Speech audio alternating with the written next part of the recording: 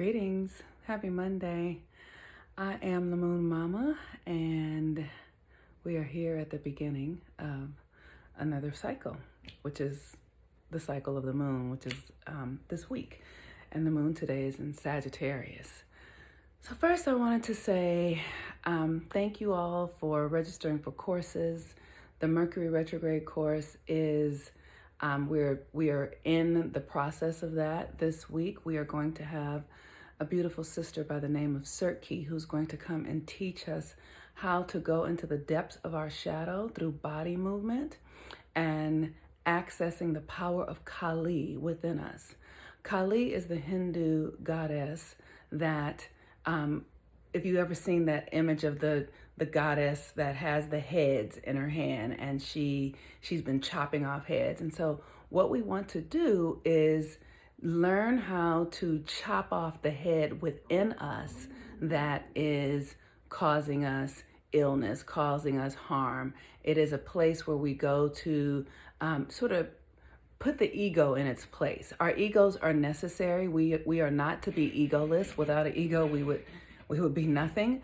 But our ego is to be in service to us. And so when our egos and things get out of check, then we have to call upon the power of Kali to literally take the head, and then open up to a new way of being. And so the feminine energy is also life-giving, but also life-taking. And so we want to embody the aspects of us that are life-taking. And we're going to be working with jealousy, envy, obsessions, paranoia, fear, doubt, all of those things. So if those things are penetrating your life right now, the Mercury retrograde course is a great place for you to start. And you can sign up here in my link tree. So with that, today the moon is in Sagittarius, and I really just wanted to talk a little bit about what's going on right now and just some of the things that have got me here, and I only have a little bit of time to do it. But many of you may or may not know that in 2017, I voted for president. I voted for Trump. I don't know if I want to call him President Trump or any of that, but I voted for him. And the reason that I did it at the time almost escaped me. Because I actually got into the voting booth and felt an overwhelming impulse to vote for him. I was going to vote for the Green Party.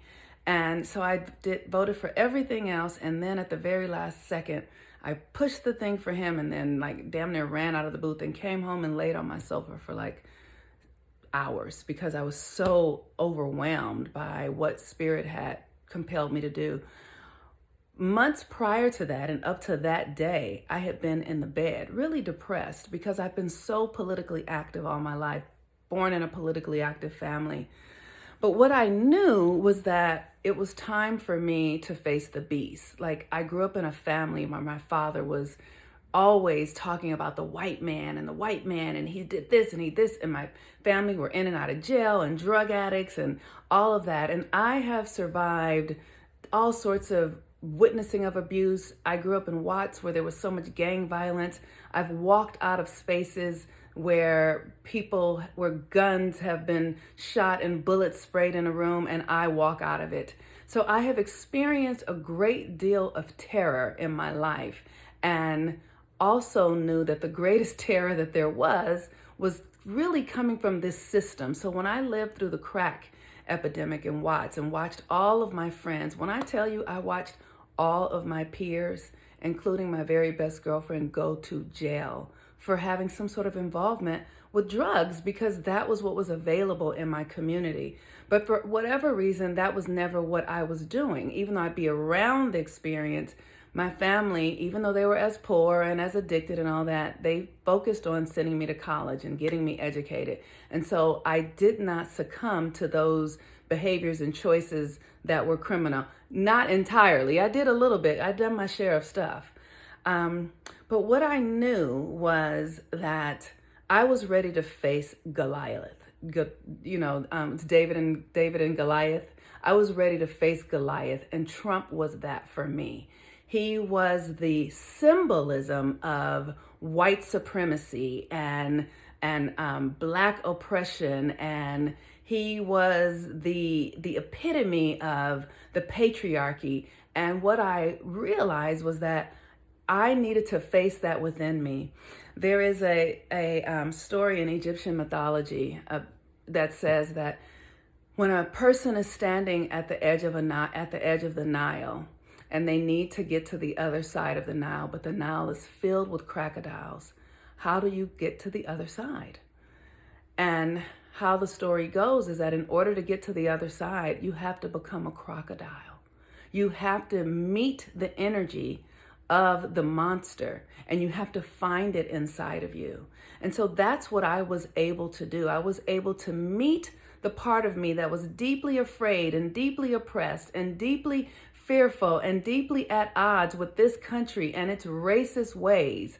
But I knew that the only way that I could move through it was to face it, and to face it was to invite it fully into my life so that it's not a ghost anymore, so that it's not a phantom any longer, so that I can see it just for what it is and then make choices accordingly.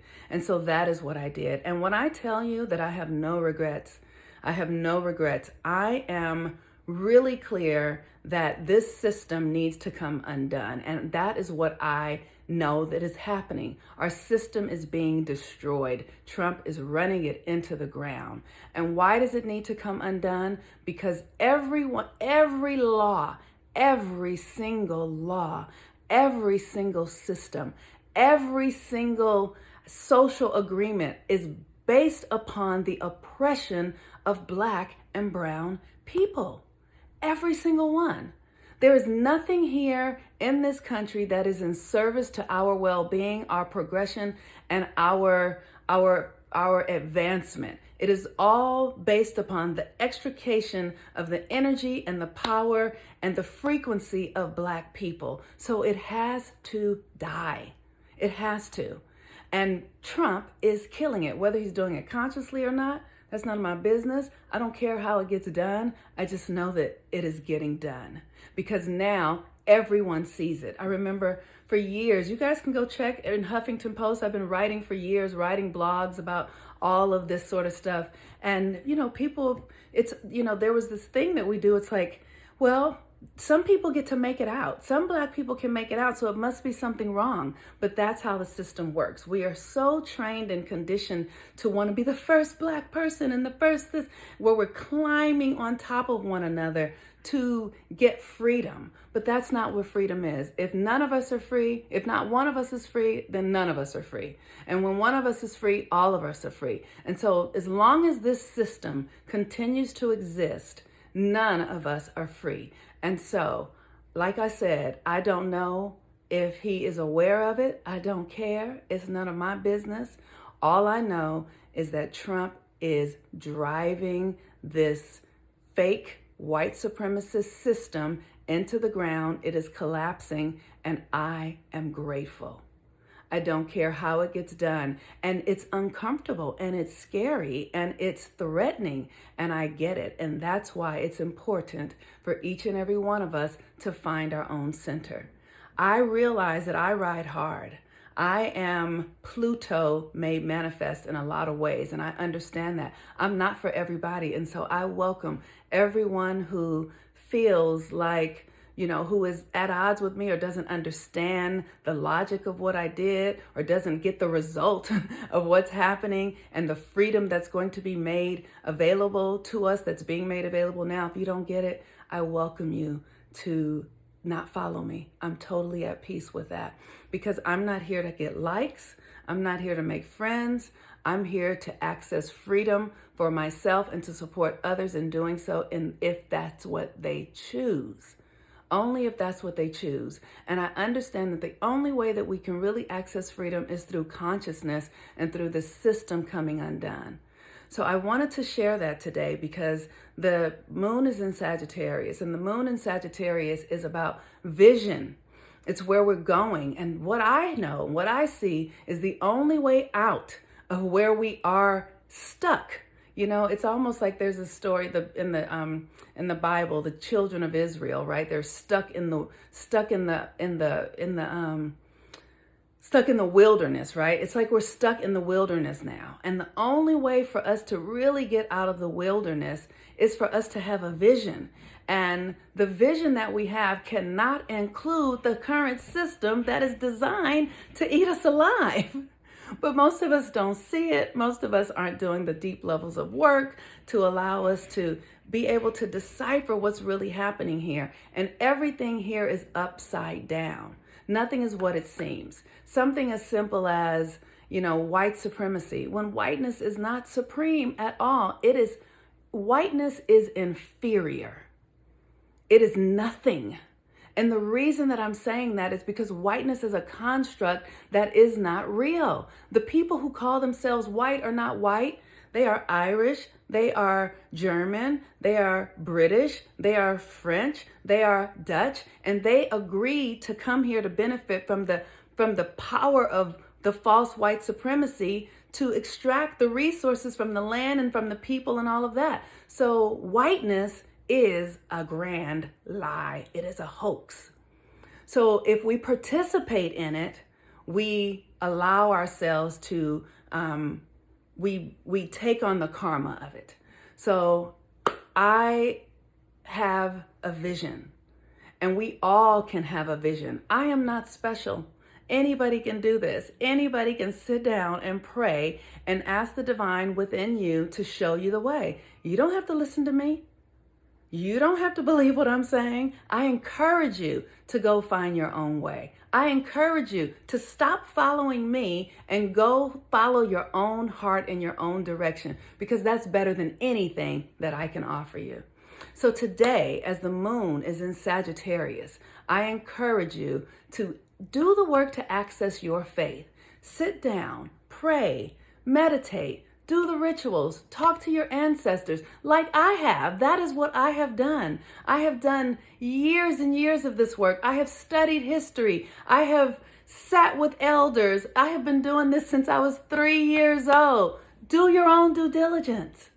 And with that, I am the Moon Mama. I love you all so much. And I encourage you to do whatever you need to do to get free, because that is what I am doing. With that, peace and blessings. Have a beautiful, beautiful day. I love you. Bye-bye.